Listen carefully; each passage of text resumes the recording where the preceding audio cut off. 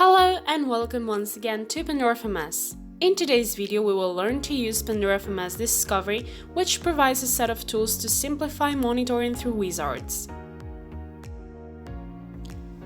Some of these tools are network recognition tasks, agent deployment, Discovery Cloud or Discovery Applications, which is the tool we're going to focus on in this video. This one allows us to monitor Oracle or MySQL environments from a new administration console. From Pandora FMS version 741, Discovery Applications incorporate a new member to its family, which is SAP. We should point out that for versions prior to 741, the official SAP plugin must be deployed on Pandora FMS server, so there's also an option to monitor this system, but it will not be the method that we will see today. To carry out this SAP task, go to the menu on the left, Discovery Applications SAP. From there, Pandora FMS will guide you in each step to configure the task. The first thing you will see is a message warning that you need a specific license to use it.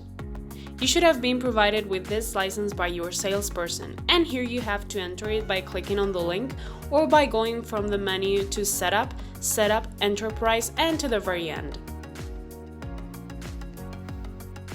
Once this field is completed, continue with SAP Discovery and see the fields to fill in the task. In task name, indicate one that helps you identify it, for example, SAP task. Here in Discovery Server, the server in charge of executing the task will be indicated. In intervals, select the time you want to go by, in case of selecting the define option between task and recognition task.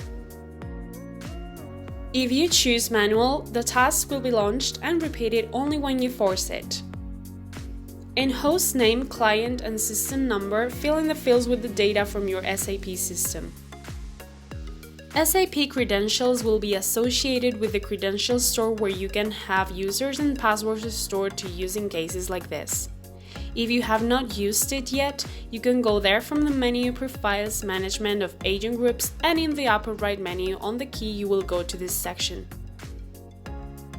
Here you may easily add the credentials, giving a name to identify it associated with a group, choosing the target application and inserting the username and password. Finally, in groups, select one from those in the box. I will select applications, for example, so my agents will belong to that group, having a better organization that will help me when searching or executing tasks on a specific agents. Once these fields are filled in, click Next. This leads us to the second part of the task configuration where the possible modules to be created have to be selected from a list. Just select the ones you want and move them to the box next to it.